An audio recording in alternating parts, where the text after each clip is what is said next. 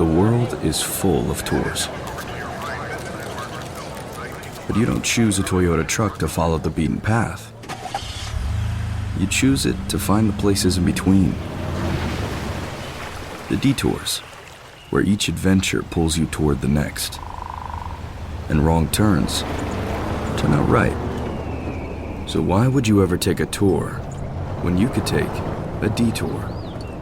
Toyota Trucks.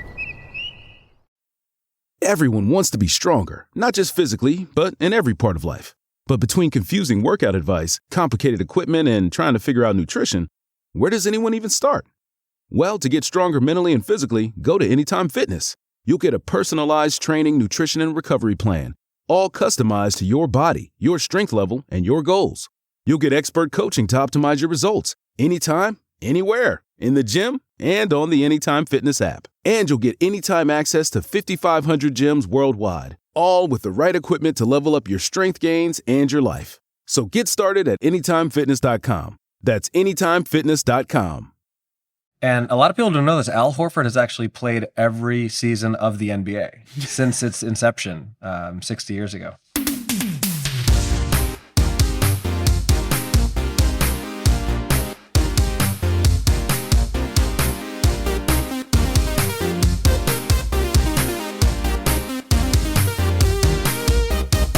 Sup, nerds? It's basketball. Welcome to Horse, a basketball podcast about everything except for the wins and losses. My name is Mike Schubert, and I'm joined by my trusted co-host, the Cheryl Reeves, getting super upset at the WNBA officiating and leadership and having an off-the-cuff rant, to Napheesa Collier writing and printing out an essay. It's Adam Mamawala. Adam, how's it going? It's probably going better than Kathy Engelbert.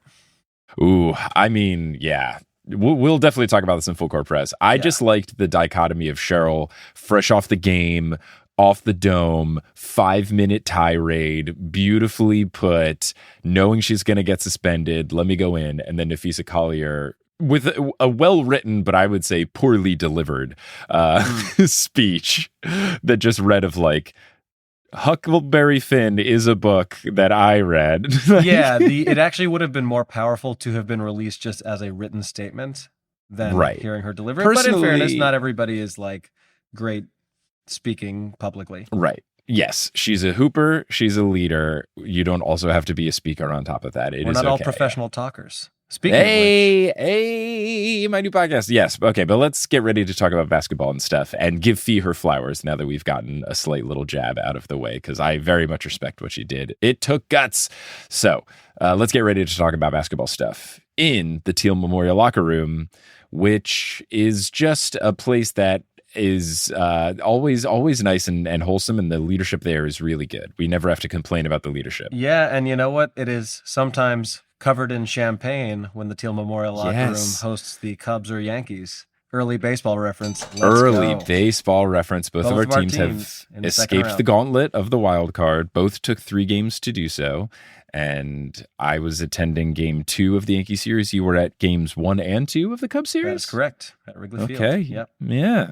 So we were both there cheering on our teams, and lo and behold, they've advanced, keeping the dream of the test of our friendship alive. We get a Yankees-Cubs World Series? We really might just not have to talk for like a week and a half if that happens. Honestly, and if you're a different fan, that is completely fine. I would be so happy. I would not be mad if we played the Cubs, or my friend Johnny's a very big Cardinals fan. Like, if we played a team of which the opposing team was a friend's favorite team, I would be totally fine. There's certain franchises I would not, but I think if it's the Cubs, if it's the Cardinals, if there's some other teams, like, I genuinely would be like, oh, that's kind of cool. Like, I wouldn't be upset. And as you know, I'm generally a Yankee hater, but I'm still happy when they make you happy. So there's that.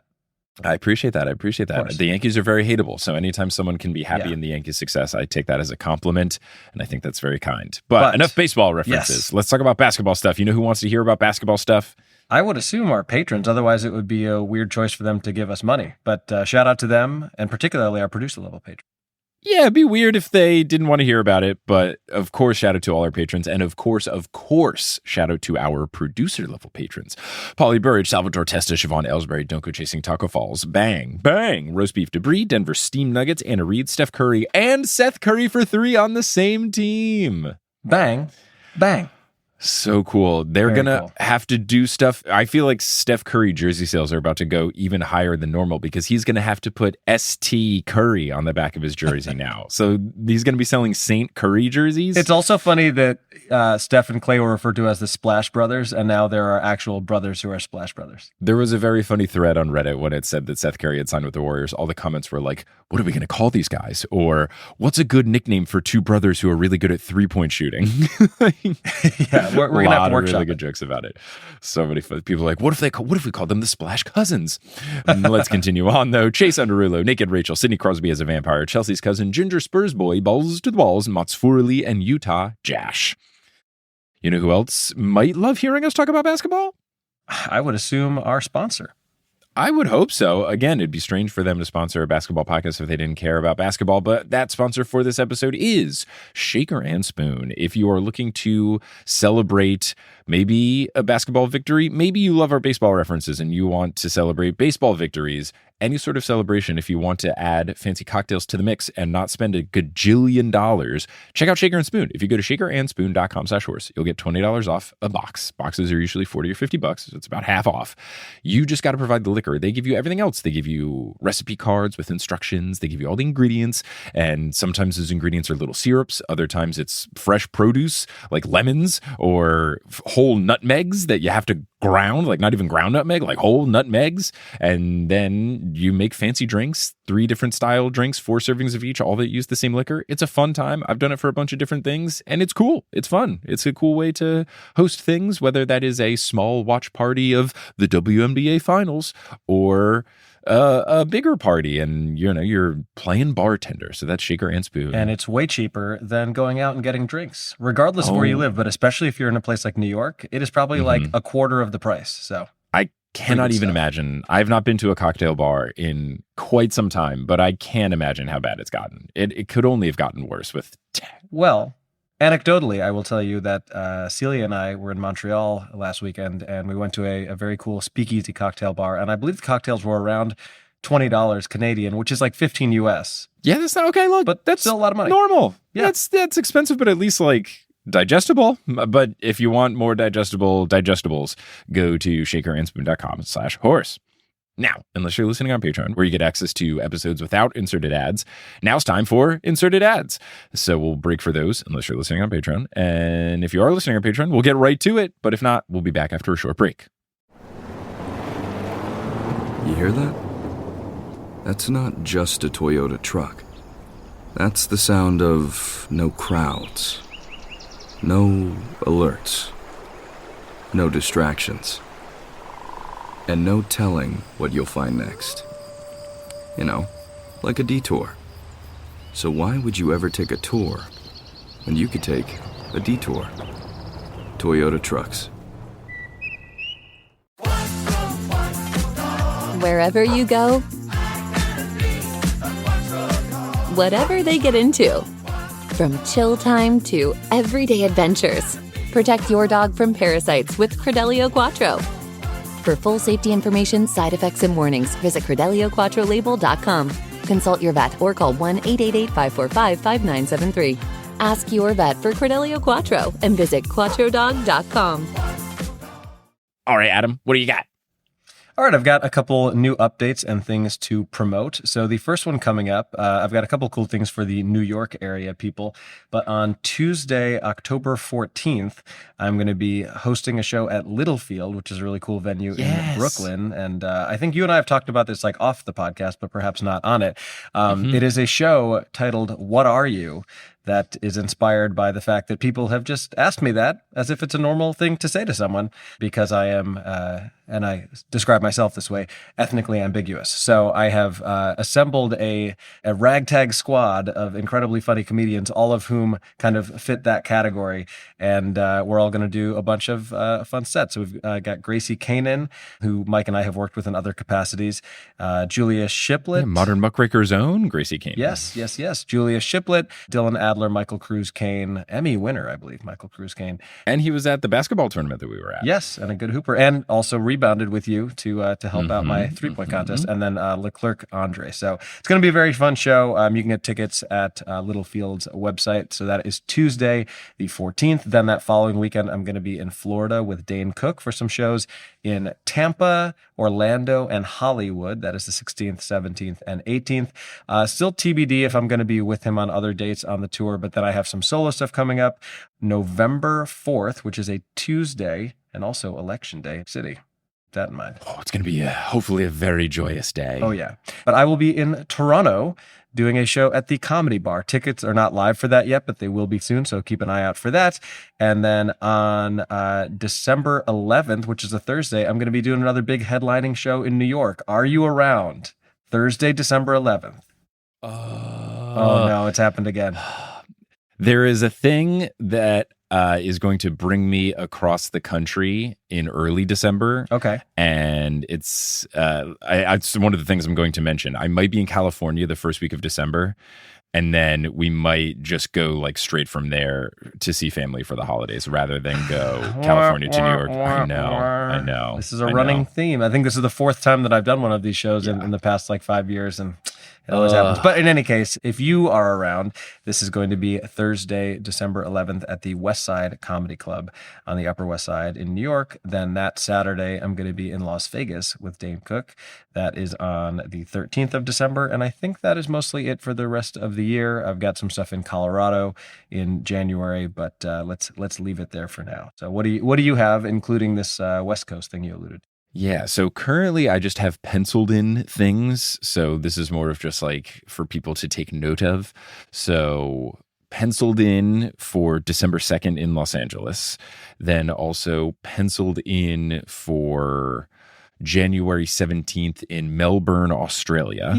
I'm trying to book other Australia and New Zealand stuff around them, but that is Can the you one, stay like, long enough to go to the date. Australian Open? When does that start? What? I don't know. I think it's in Melbourne in like late January. You should try to go. I will consider it. So then there would be other Australia, New Zealand stuff around that time. And then we have one that I think is locked in for March 15th in Vienna, Virginia. So very close to Washington, D.C. So that's at least the stuff that is in the works at the moment. Whenever So you I do would shows tell- there, I feel like your Austrian fans must get really excited and then let down. I always try to clarify. I always try to say the Virginia as quickly as I can after. Yeah. But yes, I don't want people to get too disappointed. I got to just do a show in Vienna proper and then just, And hey, if you check live it in off. Vienna, Austria, you can still come to the show in Virginia. It would just be a bit of a journey. I think someone did once. I think someone That's so came. funny. I think it was like they had more of a reason to come. It wasn't Sure. just like ha ha ha the bit. But I think someone came from at least That's like an expensive nearby. bit. It's a very expensive bit, but I would really appreciate that. It's a good commitment. So yeah, if you want tickets to that stuff when it goes live, go to my website schub.es/tour. But the smartest thing to do would be to follow the Newest Olympian on Instagram at Newest Olympian, because whenever stuff becomes official, first and foremost, I will post it there. But yeah, that's what's going on there. I also will be putting up on Patreon the replay of the live stream that we did in Providence, Rhode Island, where I did the live stream to do the end of the Mark of Athena, the third book in the Heroes of Olympus series, and did a really fun stream where I read the plot twist ending live on stage. So that is going to be up on Patreon by the time you hear this. So you can go to thenewsolympian.com/Patreon. But that's about it. Sweet. Alrighty, so now we have an NB Q&A, yes? We do have an NB Q&A, and I really like this question. It's unique, and it comes up a lot, but I don't think we've ever gotten a question about it, and I believe this is from one of our patrons. But this question is from Rachel B. The subject is sports sadness, and the question says, "Hi, Mike and Adam. This is not a basketball-specific question, But for any sport, how do you get over a tough loss? I've only gotten into sports in the past couple of years, but I've already seen more than a few bad losses from my team, the most recent one in person, and they've really gotten me down mood-wise. I try to remember that it shouldn't affect me so much, but with social media being what it is, I see constant negativity and it bums me out even further. Do you have any suggestions to deal with this? I have a lot of thoughts on this, but do you want to take this one first? I think the big thing is to try and think of any of the positive things to focus on. For example, my parents and I went to the World Series games that the Yankees were in New York City. And the first game we went to, they won, and it was very fun and very cool. And then the second game we went to, they were winning for most of it, and then they had a disastrous fifth inning where it all collapsed, and then we lost, and that had us losing the World Series. The other team celebrated on the field and everything. I still think very highly of those games because I had such a lovely time with my parents, and I focus on that more so than the fact that my team lost the championship. So I think just trying to find the glimmers of positivity, even if you're just watching the games on TV or whatever, I try to think of, the positive things from that season, the games that were fun, the moments that were fun, the storylines that were fun, so that the 2023 Knicks aren't this big failure. It's, oh, remember that cool game where Jalen Brunson did this? Remember that cool thing when Julius Randle did that? And I just try to focus on the positives. And then the big overarching thing is just remember that, it doesn't really matter. It's just theater. It doesn't really matter. Yeah. But I also would say that you can say that to yourself, but don't say that to someone else. Oh, when someone else is upset, don't be like, oh, it's just a game. There's nothing more frustrating than hearing that from someone. Correct. That's something you have to realize within. Yes. So I have a few thoughts on this. And one that's really important is that, in all sports of any level, the overwhelming amount of the time, your favorite team is not going to win the whole thing. Correct. There are 30 teams in the NBA. There's 30 teams in Major League Baseball. There's basically around 30 teams in most of the professional sports or team sports that I follow. And so it's mostly not going to work out. However, to get to the end of the season and be like, oh, well, we didn't win the championship, so what was the point of any of this? I don't think that that's a good way to think. It's kind of think about it almost like a personal relationship in your life, right? There's an old cliche or saying it's better to have loved and lost than never to have loved at all. And that's kind of how I approach every sports season as someone who's a big fan, is that, yeah, there are going to be seasons where your team just sucks and it's miserable the whole time. But by and large, even in a bad season, there are always really fun moments, things that you look back on, whether it's maybe you went to the game in person with somebody who's meaningful to you. You had a particularly cool experience around one of those games. You made friends because of your interest in that sport. So there are a lot of positive things that can come from sports, even if your team doesn't win in the end.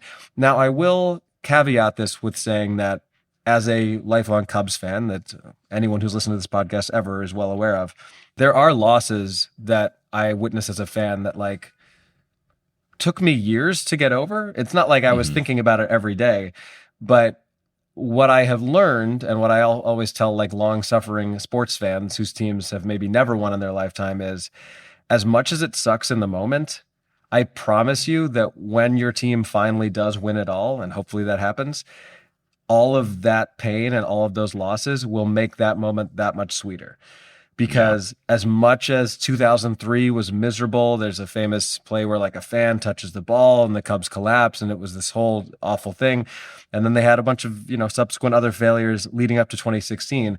When that final out was recorded and the Cubs won the World Series, it meant more to me than watching the Bulls win every year when I grew up, because much like you watching the Yankees, that was just the expectation. It's if your team is great all the time, it's like living in San Diego. A 75-degree day that's sunny in New York is a treat. If it's that every single day, you probably don't appreciate it as much. So I think it's not a bad thing to feel your feelings and no, you're totally. allowed to have that. But I do think it's important, even if you're a diehard sports fan like Shubes and I are, and perhaps you are as well, Rachel, to remember that in the grand scheme of things, there are a lot more important things. Sports are great. I love them. I will always be a sports fan. But at the end of the day, if I'm healthy, if my family and friends are healthy, if the rest of my life is good, that's one chunk of my life. And yeah, I'm bummed, and like let yourself be upset about it, but then try to get some perspective, I think is the way to go.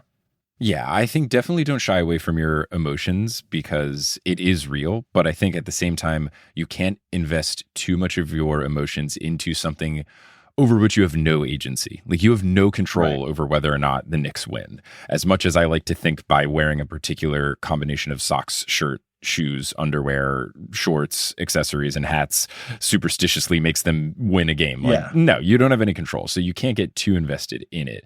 But definitely take the time to be sad because we all have those things in our lives that we root for that might seem silly, but everyone cares about it. Even if it's things that are scripted. You're a big WWE person. Well, like maybe they decided John Cena shouldn't win this match. And, you know, you're a big fan of this particular movie. They didn't win the Oscar. Oh, you love this music artist. They didn't win the Grammys. Like there's always going to be these things. Your favorite play didn't win the Tonys, et cetera, et cetera. There's all sorts of things that you can root for and be a fan of that might have some sort of letdown. So don't think that it's silly to be let down. It's valid, but I would say try not to get hung up on it too much because, like you're saying, in the grand scheme of things, there's other stuff going on. Yeah, and I also think maybe the final thing I would say about this is like social media is always for sports, for everything. It is always the most extreme versions of human reactions to things. Yeah, and so you'll see videos of like a team losing a close game, and then someone like punches their TV or just like completely loses it. I would like to think that most of those people are the anomaly. But one thing that's really important, and I've tried to remind myself of this, is like, if your team loses, no matter how bad it is, you're allowed to be upset about it. That doesn't give you the right to like be a jerk to everybody around you for the next week. Yeah. Like, be sad about your team, but like, if the Yankees lose in the World Series, you're not going to like go home and be mean to Kelly. Do you know what I mean? Like there are people who it just like permeates their whole I think there's a difference between vibe and personality and they can't let it go. There's a difference between being sad about it and then, you know, being outwardly a bad person because of it. I kind of recoil in sadness. Sure. I don't lash out on to others. I don't break things. I don't yell at people. I try not to be rude. But, you know, whether it was the day that the Knicks traded Porzingis or the day that the Knicks got eliminated from the playoffs, you know, I definitely had my time where I was a bit more somber than normal. So it happens and it's normal. But yes, I would agree with that as well. You know, don't take it out on other people. Don't lash out on social media. Just don't be on social media. It's going to be bad. Like no matter what, like I get people making fun of me who've never tweeted at me ever when a team that I like loses. It's just a wild place. The internet is so strange. And even in a sport like baseball where they play almost 200 games, you have a segment of the fan base who like after every, you know, regular season win in April, if it's a good game, they're like, we're winning the World Series. And then they lose the next day and it's like, we're cooked. We're done. Yeah. It's like, come on. You'll always be able to find negativity. So don't worry about it. Even if your team wins the whole thing, you'll find people in the comments being like, oh, well, they only won because of this. Like there will always be negativity to be found. So don't worry about it. But all that to say, excellent question. Maybe Very one of good my question. favorites in recent memory. And if you have a question, first of all, we do give priority to our patrons. But other than that, we check our email most frequently. So if you do have any sort of question for us, NBA, WNBA, basketball, sports in general related, do send those over to horsehoopspod@gmail.com. But now we can get into full court press. Get it like the news? I do get it, and we're actually going to be doing a extended full court press to round out this episode because there is a lot to cover. We are recording this the morning of Friday, October 3rd. The WNBA finals are about to begin this evening, I believe. Yes, they are indeed. Oh, the WNBA finals are upon us, and the NBA offseason is at a very important drama point because the deadline for some restricted free agency decisions happened, and there's all sorts of contract things going on. But yes, in the WNBA world, we've got the Phoenix Mercury against the Las Vegas Aces for the finals, a matchup that people would not have predicted. We certainly didn't predict it. No, everything I thought was going to happen, I was wrong about. I thought it would be like the Liberty. I thought the Fever would be cooked. That like everything that I predicted, I'm pretty sure I was wrong about. It's been a wild playoffs run. There have been all sorts of ups and downs and interesting things happening.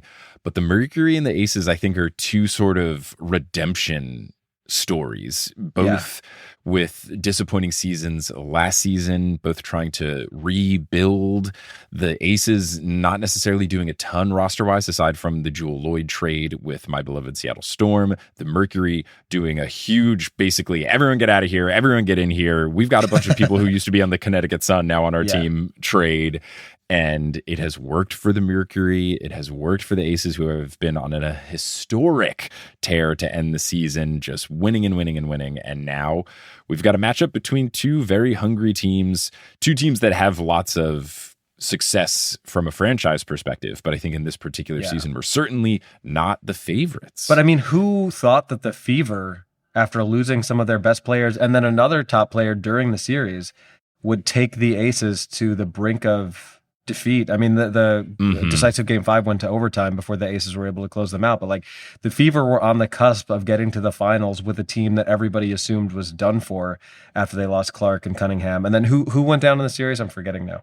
So the Fever beat the Dream in the first round, which I was like, that's not too surprising. Them taking the Aces to 5, I found very surprising. Oh, yeah. So then on the other side, you had the Mercury beating the Liberty. You had the Lynx beating the Valkyrie. And then you had Mercury versus Lynx in a very heated series as well, which then led to a bunch of drama, which we will discuss. And everybody thought the Lynx were going to roll over them, I think.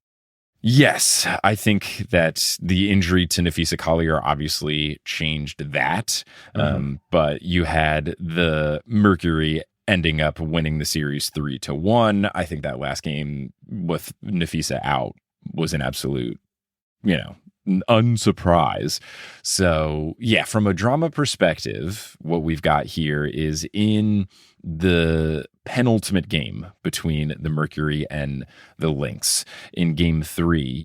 Towards the end of the game, you had a play where Napheesa Collier on the Minnesota Lynx has the ball. It's inbounded to her. She's driving towards the basket. Alyssa Thomas, who's a very good defender, is defending her and makes a very aggressive play towards the ball. And though she does poke the ball out first, she kind of clips Napheesa Collier in a way where, I don't know if you saw the slow motion version of it, but like they kind of knock knees and her ankle just gets completely rolled over. Her momentum just completely shifts and puts all this weight on her ankle. It's a tough one to watch, but they had to replay it a million times to see what was going on. And then Thomas gets the steal, brings it down, makes the layup. And that kind of put the dagger from a scoring perspective in. But also, once it was clear that Napheesa was genuinely hurt on the play, it added injury to insult, I guess. And it just made it seem like, oh, this game is over and the series is over. There was discussion about whether or not this was a foul. It was not called a foul. I don't know if they even reviewed it during the game. I'm not sure, but Cheryl Reeve immediately went out and was absolutely torching the refs, yelling onto the court. They gave her the coach and of the ejected Lynx. her. Yes, the coach of the Lynx just like went out screaming, got ejected. And the ruling, even after the game ended, was that this was not a foul by the referees. This is a problem because it was a foul. It is something that is tricky, and I watched a bunch of different videos of coaches and former players discussing this play in particular. And basically the consensus that I saw from smart basketball minds was, yes, Alyssa got the ball first, but you cannot block a driving lane of someone when there's nothing they can do to get around you. So the tipping of the ball wasn't the problem. It was the fact that Alyssa like very rapidly went into Napheesa's established path by driving and going quite quickly. Napheesa has established, I'm going here. And it's kind of like a blocking foul that you'll see in basketball games where you can't impede someone's movement. So even though she got the ball first, it was done in a way where there's literally nothing else Napheesa can do except run into you. And that's a foul, and a dangerous one at that. Yeah, it doesn't work in such a way that like, oh, once the ball has been knocked away, there's no other rules of basketball that apply anymore. It would be, I think the best comparison would be like, let's say you're closing out on someone shooting a 3, and as you're closing out, you like get a piece of the ball and you block it, but then you land underneath them and they land on your feet because you're not giving them space to land. That's still going to be called a foul and should be, because like, yes, you blocked it, but you blocked it in such a way that you committed a foul in so doing.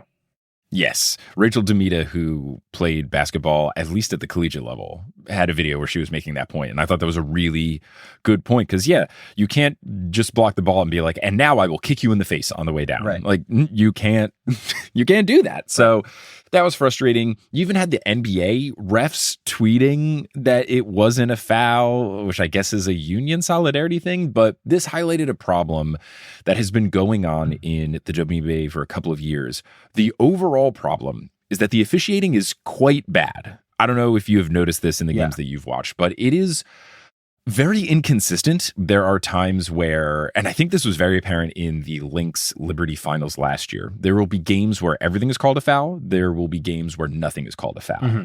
And it's inconsistent to know what is being called and what isn't. And this is a problem that exists in the NBA sometimes as well. But it's been pretty bad of late in the WNBA to the point where coaches often talk about it in post-game pressers. Broadcasters are talking about it. It's not just like players complaining kind of thing. Here's what I want to know real quick before you continue is like, sure. We all know, and this is going to come up when we talk about Napheesa Collier's comments, that WNBA players make, you know, a fraction of what NBA players make. Now, I also know that NBA refs are very well compensated.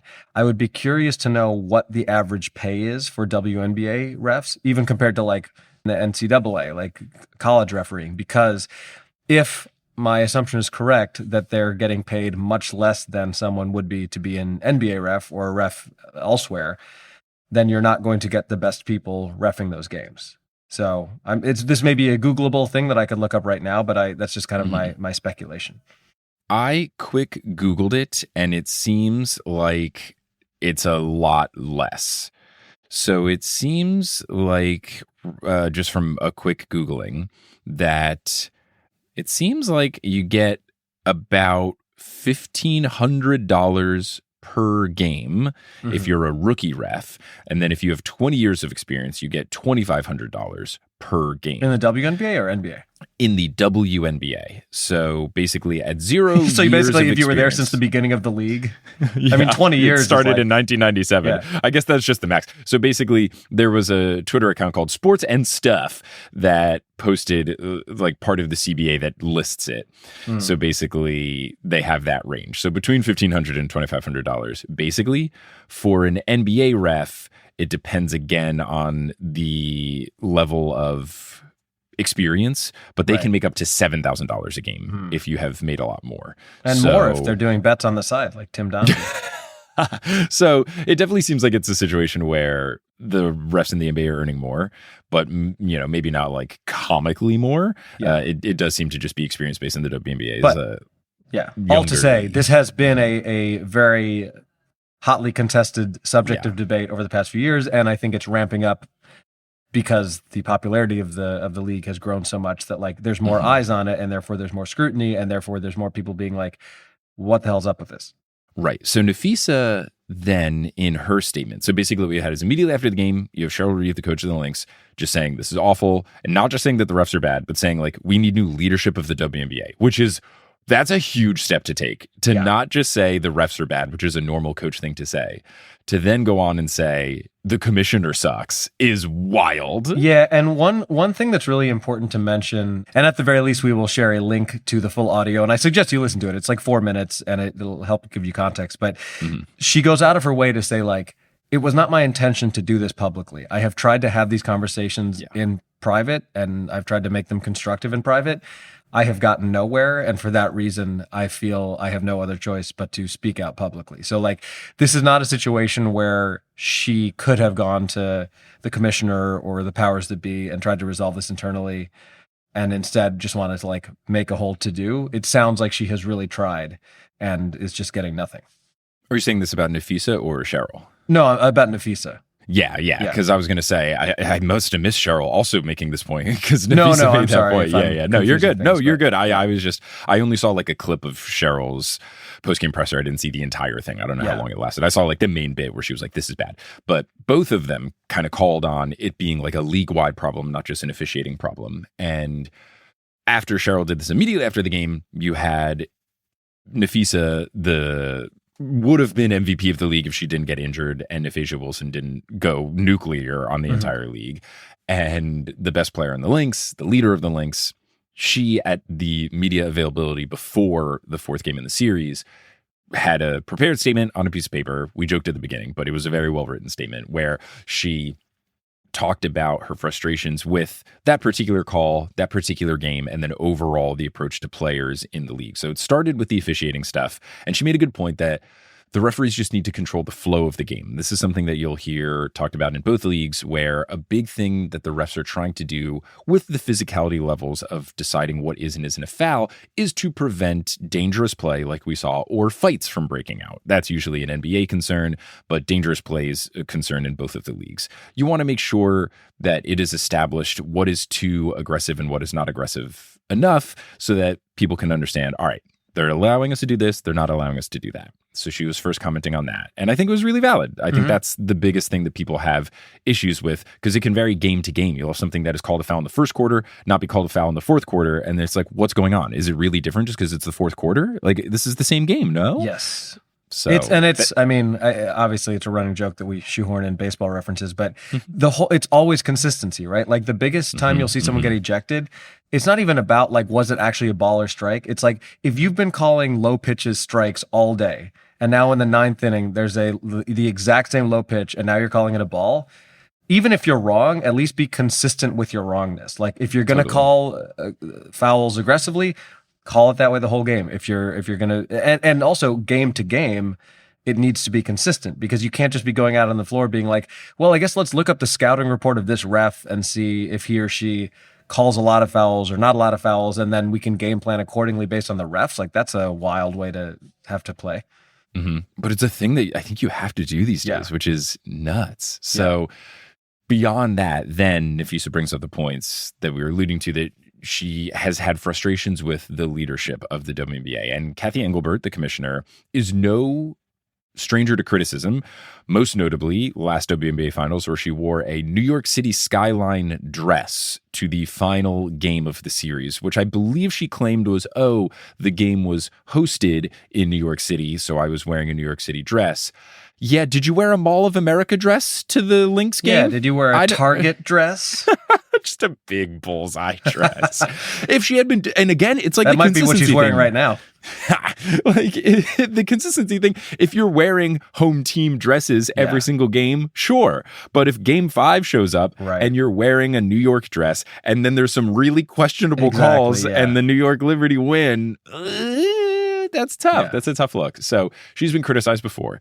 And I think the most powerful thing that Napheesa Collier did was first admit that she tried to do this privately and got nowhere, like you were saying, and then have receipts. She had receipts. She brought out direct quotes that Cathy had told her that were all mad yikesy. Things like saying that Caitlin Clark should be happy and grateful that they have given her the platform as the WNBA that they have, because without the league, she wouldn't be making all this money, which I think is a lie, given how popular she was in college basketball. Yeah, she was making so much money before she ever got to the WNBA. 1,000%.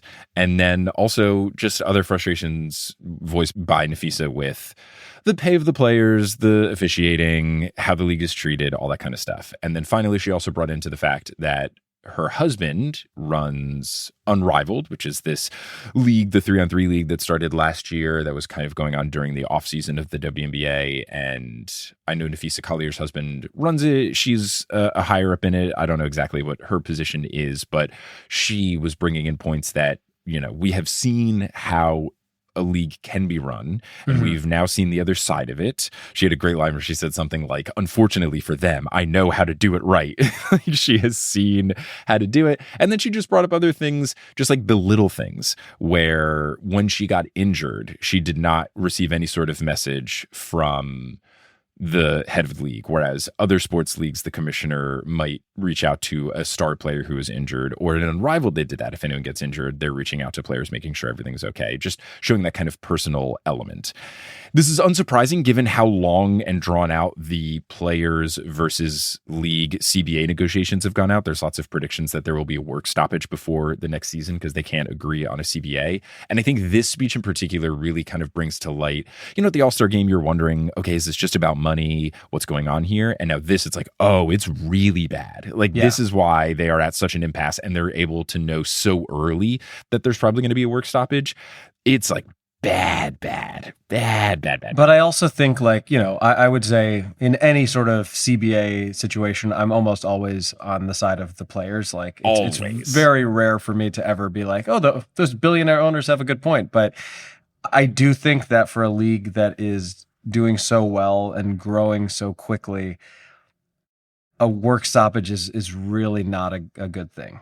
I think, especially if it were like extended in any way, and I guess we'll see how it plays out next year. It's like, on one hand, the players absolutely have to and should advocate for themselves, and they shouldn't just give in because they want to play. But I think on the other side, I'm hoping that the owners and the more powerful people involved understand from a cost benefit analysis standpoint, like, hey, we may have to make some concessions if we want there to be games this year, because if we miss a full season of this or most of it, the momentum that we had could be lost here. Yeah. And look, I personally think that is on the owners and the league. They should be feeling the pressure of that. That's not the fault of the players. Totally. The players have done their job. They're balling out. They are absolutely dominating. It's the league that needs to step up if they're trying to do the logistics of making the league grow. Meet them in the middle. Meet them at least in the middle and make it happen. So, I think good statements from Napheesa. She got a lot of support from current and past players afterwards. Lots of people supporting what she said. So that's really good to hear. I wish that Caitlin Clark had said a little bit more than no comment. That was disappointing. She seems to be a little bit of the, Michael Jordan, Republicans buy shoes too, let me stay out of it kind of thing. A little Aaron Judgy as well. Just a little like, let me, not be too ruffling of any feathers. So that's upsetting. I would have loved if she was like doubling down. Hell yeah.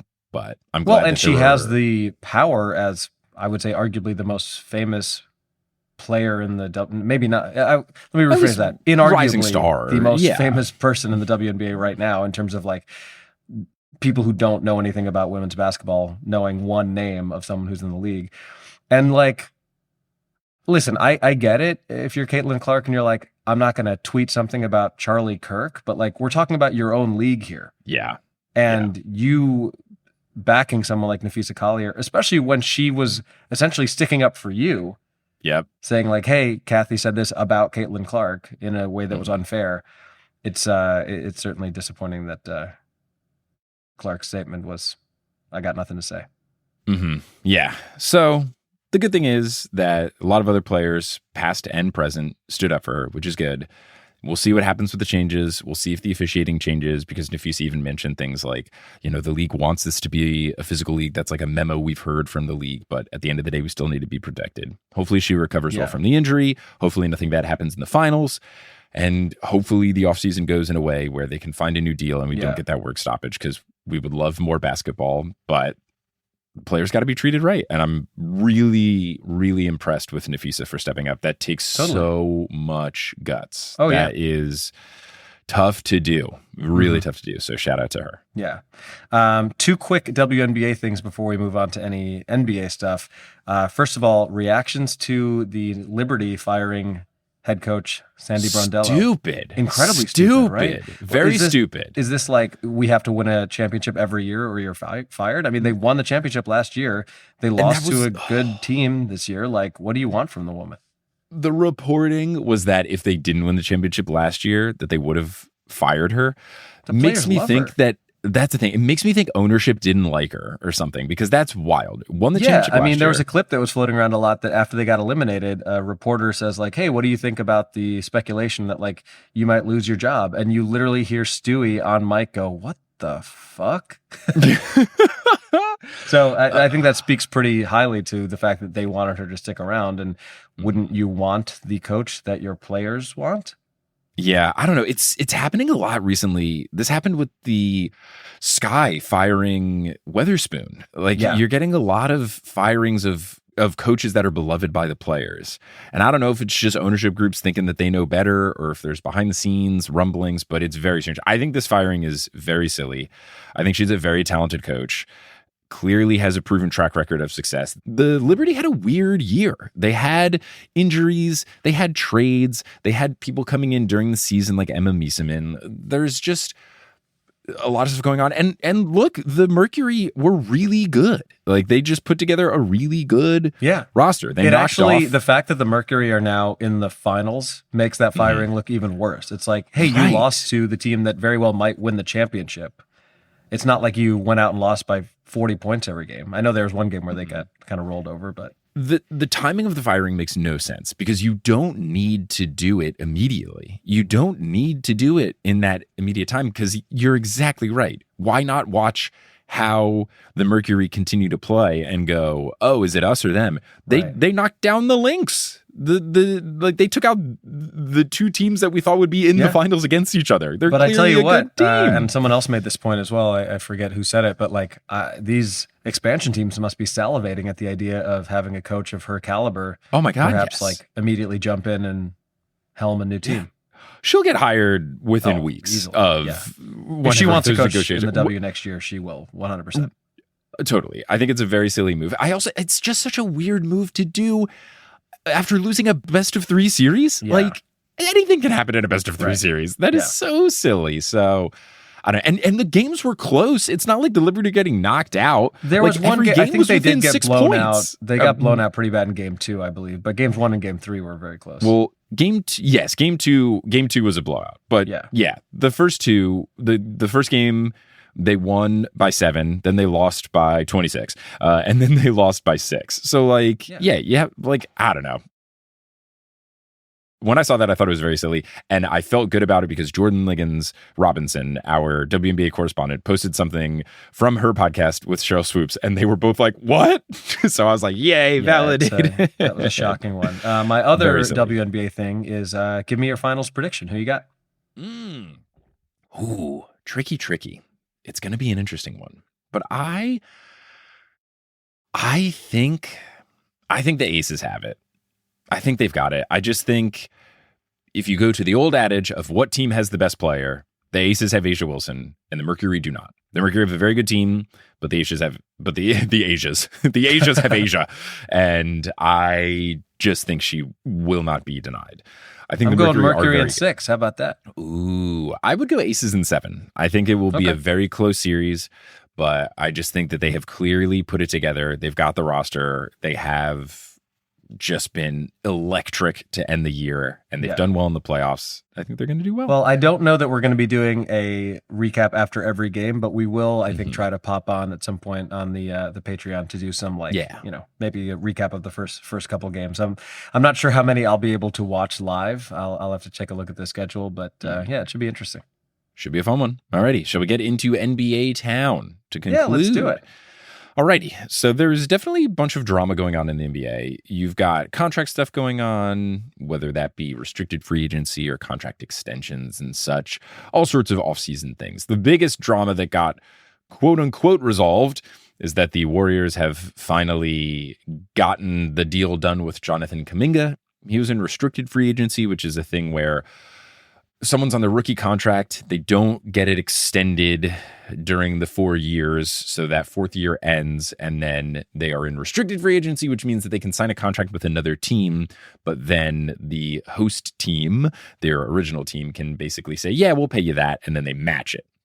But what that usually ends up in currently is no one really offering a contract to the player because they would want to offer something.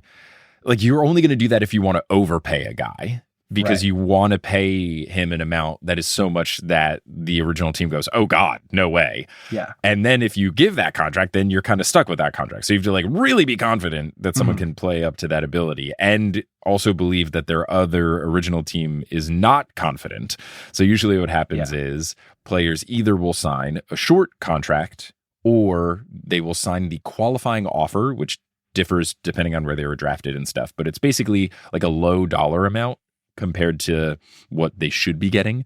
But then that's just for a 1-year deal. And when that is complete, then they are in unrestricted free agency and they can sign with any team. Now, the original team doesn't want to do that in most cases because then that player is probably going to leave the team at the end of the season. they won't be able to trade them because no team would want to trade for someone who can then enter unrestricted free agency. They don't really have an advantage towards signing that player. So you'll get things like this, where the Warriors don't really want Kuminga on the team, but they don't want to lose him for nothing. And Kuminga doesn't want to really be on the team, but he doesn't want to lose a bunch of money. So he signed a 2-year deal, but it's 1 year with a team option, meaning that the team can decide at the end of the first year if they want to extend him for the second year. And it's for like $20-ish million per year. But what everyone is assuming is that the Warriors will trade Jonathan Kuminga at some point during the year, because at least a team that trades for him could say, okay, if we get him and we really like how he's playing, we can lock him in for that second year and then try to find a way for him to be on the team for longer. So all this drama happened where it was back and forth. They signed this deal, and then the Warriors were able to sign other players like Al Horford and Gary Payton II and Seth Curry, who's now on the same team as Steph Curry, which is very fun. Yeah. And a lot of people don't know this. Al Horford has actually played every season of the NBA since its inception 60 years ago. He's like, what, 42 now? He's up there. Something He's got some serious longevity. Power to him. He and Brooke Lopez, I feel like, are never going to retire. Look, I love it. I think Al Horford's a great dude. He has been playing for many years. His first year in the league was 2007, 2008, which is funny because LeBron has also been in since 2003, which is ridiculous. He's put in a really good year. How old is he? He's 38. Okay. Or he's 38 last year. So he'll be 39. There was a great press conference clip. I forget who the player was, but it's some guy in the Lakers, and a reporter was like, how impressive do you think it is that LeBron's been playing for 23 years in the NBA? And he was like, well, I'm 23, so pretty impressive. There was something where it's like there's 70 players currently in the league who were born after LeBron's debut as a rookie. That's ridiculous. Absolutely ridiculous. So silly. So yes, shout out to Al. Shout out to the Warriors. They'll be interesting. I think they'll be fun. I don't think they're necessarily going to win the title, but at least that drama has been pushed aside. Now, there's, of course, drama that has not been pushed aside, mainly around the Los Angeles Clippers, because they had Media Day. At Media Day, the media asks coaches and players all sorts of questions. So naturally, people are going to want to ask the Clippers all sorts of questions about the aspiration thing. Yeah. And you just had non-answers all over the place. Bunch of no comments. Being weird. Yeah, Kawhi being weird and the Clippers being weird, where they were like taking microphones away from people. Like in Kawhi's defense, he's always been weird. He's just being Kawhi. That is very true.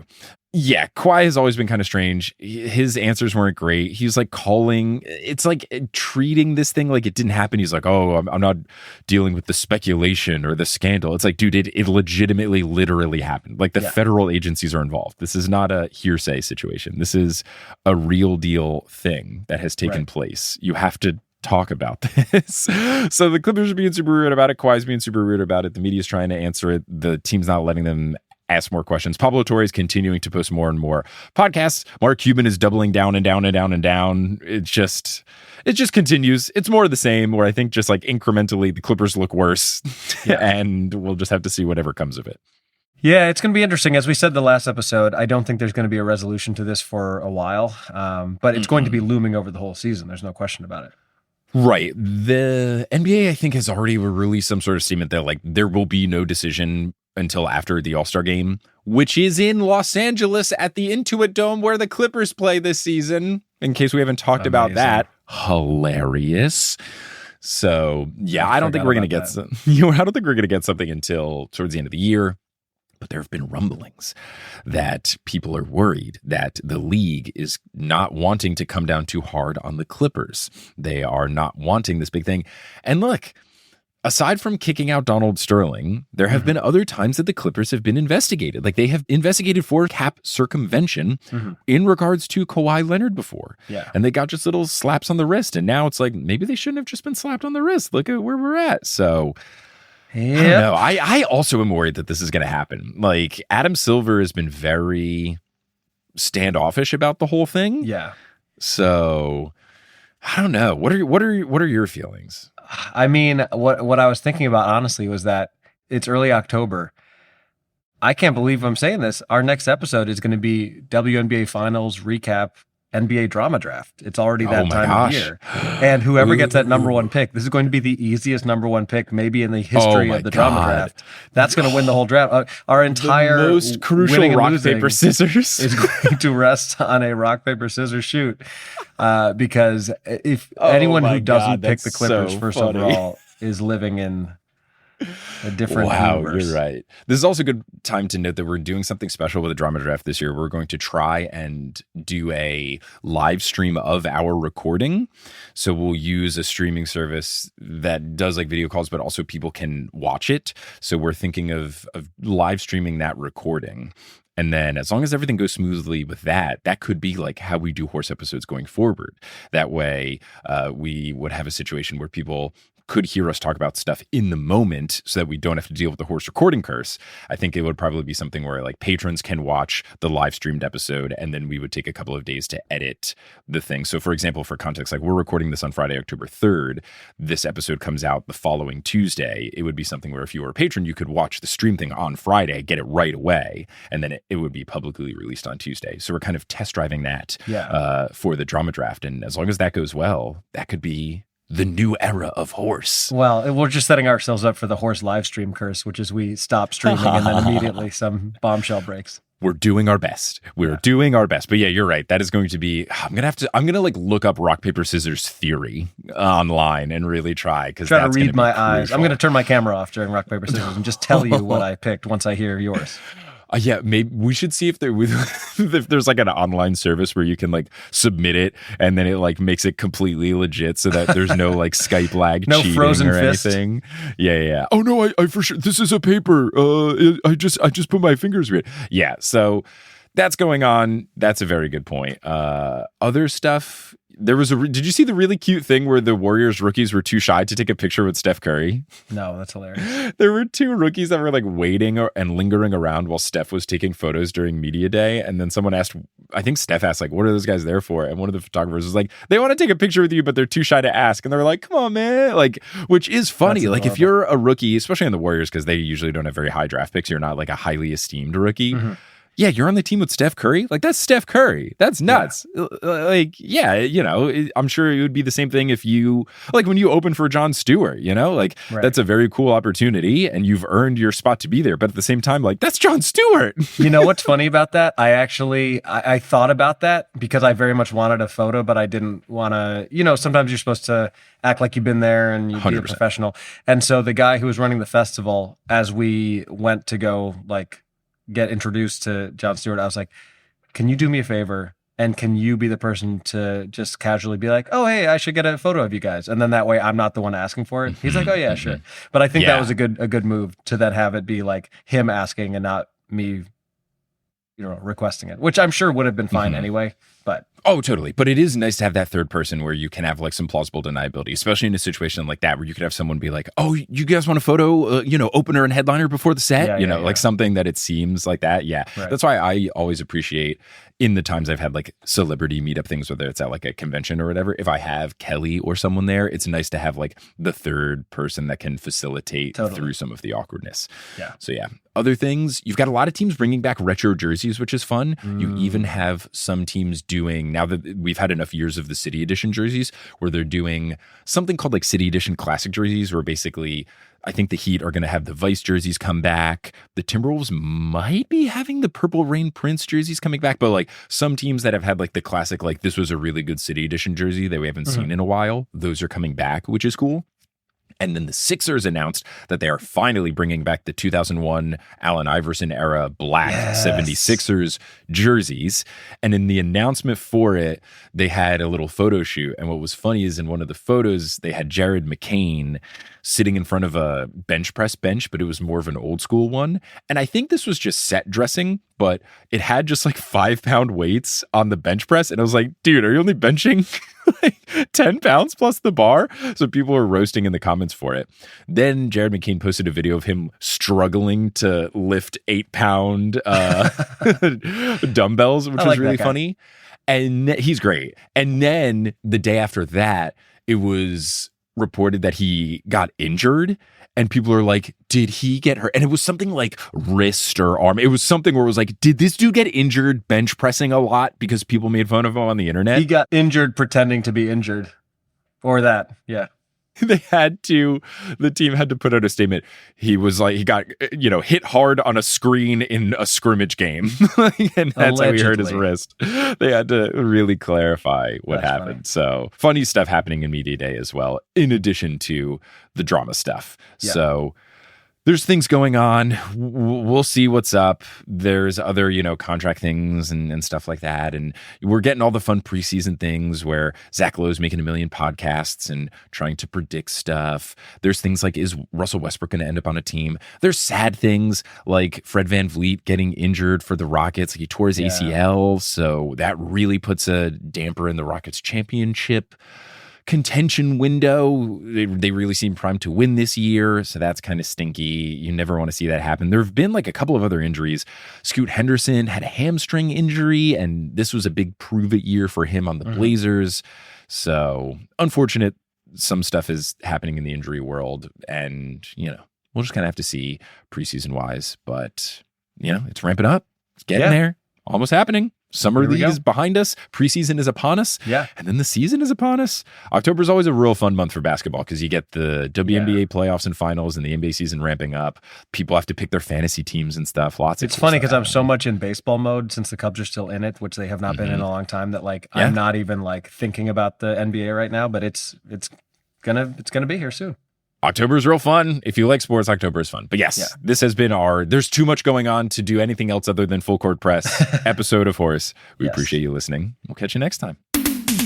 Thanks for listening to this episode of Horse. Horse is hosted by Adam Amawala and Mike Schubert. Our editor is Kensei Saramaki. The music is by Bettina Kampamanis. The art is by Allison Wakeman. The website is by Kelly Schubert. And the social media is by both of the Horse Boys. Thank you to our producer-level patrons, Polly Burge, Salvatore Testa, Siobhan Ellsbury, Don't Go Chasing Taco Falls, Bang, Bang, Roast Beef Debris, Denver Steam Nuggets, Anna Reed, Steph Curry, and Seth Curry for 3 on the same team. Brotherly Bang! Chase Underulo, Naked Rachel, Sidney Crosby as a Vampire, Chelsea's Cousin, Ginger Spurs Boy, Balls to the Walls, Mats Furli, and Utah Jash. You can follow us on Facebook and Instagram at Horse Hoops and on Twitter at Horse_Hoops because Horse Hoops was the person that took the microphone away from Ramona Shelburne trying to ask about aspiration. Ooh, ooh, ooh. She will not be censored. Certainly not by at Horse Hoops. No, even though she gave the softball interview, now she's like, well, now I got to be a real journalist. God. But you can go to our website, horsehoops.com, for links to many of the things we talked about today, including the full Napheesa Collier spicy statement. And if you want to support the Horse Boys, you can do so on Patreon. You go to patreon.com/horsehoops, get access to bonus stuff.